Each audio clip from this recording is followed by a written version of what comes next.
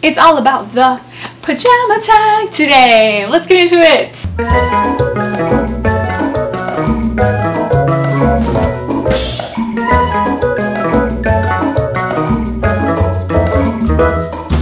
Hey guys, it's Elizabeth from elizabethmadethis.com, helping you sew something creative. Today I'm going to talk about the pajama tag. So a little while back, Laura from Sewing from the Stash contacted me and Viv from Stitches and Seams to participate in the pajama tag. So this is something that we're putting together to talk about our pajamas, because who doesn't love wearing pajamas or making them? Like they're such a staple, and I think that any sewist of any level can make pajamas and be comfortable. There's a lot less risk involved in making pajamas for yourself than there is, you know, like a formal gown or something like that. Because if the worst that can happen is you have pajamas that are a little wonky in places, but that's okay. Like they're great practice for beginning sewers, and they're just always a fun, easy thing to just make and grab and be comfortable. So in the spirit of that, this tag is all about the comfort. So let's get into what this tag is about. So to participate, you can participate in any social media you would like to. You can post on your blog, you can post on Instagram, you can post here on YouTube, or any other places that there might be places to type about stuff. Anyway, you need to post a video or show pictures somehow of the pajamas that you've made. You don't have to model them. You could show them on a dress form. You could show a picture of them. Any way you want to display them is totally okay. If you're not comfortable modeling them, don't worry. There are other options. You don't have to make anything new for the tag. You can show us your most comfortable pajamas, your most loved pajamas, the ones that you wear like all the time, the ones that are holy, that you love to pieces, the ones that have special emotional significance. Just what are the handmade pajamas that are in your life, and tell us about them. That's all that this tag is about. Okay, so let's get into the questions. Number one, have you made a muslin that ended up as pajamas? Tell us about them. Yes, I will answer that if yes. I think when I was a beginning sewer, I made a lot of mistakes when I was ordering fabric online, and I would get stuff that just wasn't really the best quality, and I didn't really know how to deal with it. So I just kind of made garments with it. And after putting them on my body, I realized that they were appropriate for no place except for a bed. And yeah, there's a lot of rayon jersey that was really questionable in my past. But also, recently I made this pair of wrap pants out of this cotton eyelet. The eyelet itself started out as kind of a bubblegum pink, so I bleached it out and I did a dye process to it.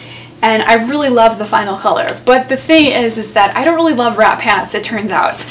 I saw this pattern last year on Eli from Cat in Her Wardrobe. She had made these beautiful, beautiful versions of this particular pattern. But I looked for this pattern, it's out of print. I was really excited to make it, and then I did make it, and there's a couple things I don't like about it. One thing I could deal with, the second thing makes it a no-go. So the first thing is that it's kind of a lot of volume. Like there's so much fabric here. I think that these took up like 3.5 yards of fabric, which is a ton of fabric on my lower body. A ton. Like a whole pair of jeans takes 1.5 yards for me.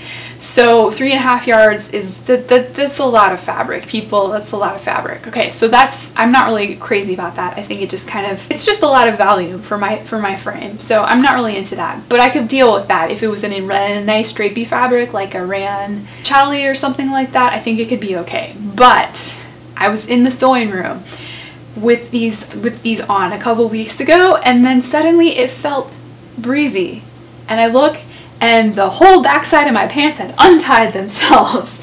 So yeah, no. The risk of public nudity, no, I will not be having wrap pants. So these are pajama pants now.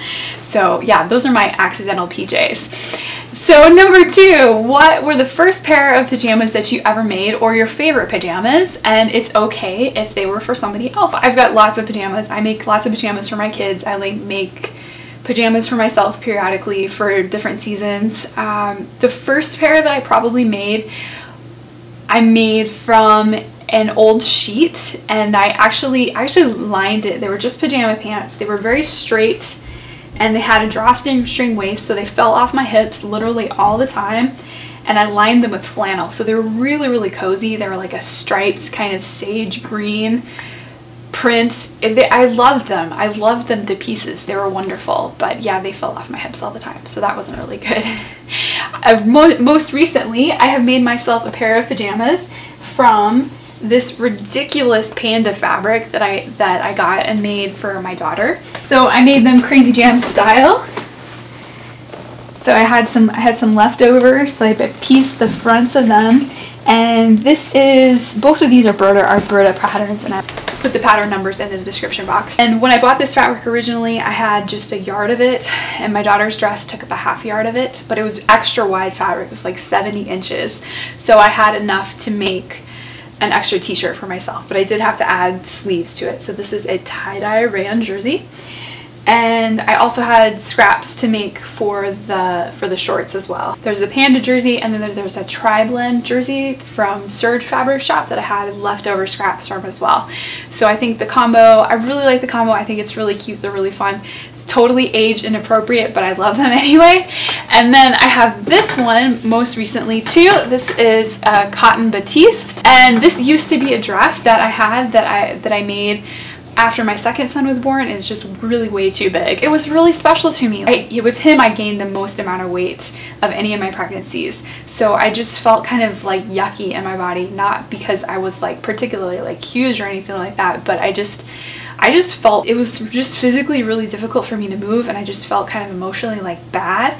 So, but when I made this dress, I really, really loved it. I felt really pretty in it, and it was just really special, and it was sad to me always that I could only wear it for this short window, because after that point it was just like, it was way, way, way too big for me. So it was really special to be able to refashion this. So I've got the top, it's just a little camisole, and this is another British style pattern that I kind of used and modified. Little bias cut straps, and then I did some creative applique on here because I didn't have enough fabric to make the bottom portion of the camisole. So I just kind of brought the fabric onto the bottom of it. And then I've got little tap shorts to go with it, and this is also from the skirt of the fabric. And I put satin bias tape on it that I made, and some ruffled elastic. So these are my latest pajamas. Really, really nice for summer. So those are all of my pajamas. How many me-made pajamas do you have? I have no idea. I really have no idea. A lot. For myself, I've kind of like, there was a period of time where I had a lot more accidental pajamas, like things that just didn't work out that ended up being pajamas. And now I think I've kind of replaced those with like more intentional, like I'm making a set of pajamas kind of thing. So I probably have maybe like 6 pairs or something like that. I have a lot of pairs for my sons. I'll go through periodically a rash of just making a lot of pajamas for them, for just make every year for, you know, a couple times a year. I'll kind of in the middle of that right now. I just made one set for my oldest son, and I will make that another. I just made another 2 sets for my middle and my youngest son too. Another 2 sets Batman jersey. So they're really excited about that. And that's it. Just 3 little questions about your pajamas to talk about your handmade pajamas. So if you would like to participate in this sewing tag, tag a sewing friend. So somebody online that you know that sews, that you'd be interested in hearing from about their pajamas. I personally am going to tag Renata of Running in Style, and Cheryl from Stitchy Bee, and also Mel from Handmade by Ditsy Tulip. I would love to hear about their personal handmade pajamas stash and how that works into their life. Yeah, but so tag a sewing friend and use the hashtag #MeMadePJs and follow the questions below. And if you use the hashtag #MeMadePJs, and if you answered yes to number 1, have you made a muslin that ended up accidentally as pajamas, also use the hashtag #AccidentalPJs. But feel free to tag as many people or as few people as you want. Tag yourself. This is a really, really super relaxed tag.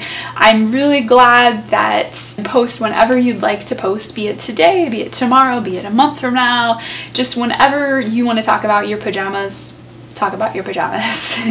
If you love sewing pajamas or want to tell other people about the ones that you've made, then join in the tag. We'd love to hear about your handmade pajamas. Thank you to Laura from Sewing from the Stash for asking me to join and be a part of this tag, and I'm really looking forward to seeing other people's pajamas. Have you made pajamas? Tell me about it. Join in the tag. Have some fun. If that's up your alley, don't forget to subscribe. Hey guys, I hope you enjoyed the pajama tag. Thanks so much for watching. Elizabeth made this and there's lots of other good stuff in here, so check it out. If this is your first time here, don't forget to click or tap to subscribe. Thank you for watching.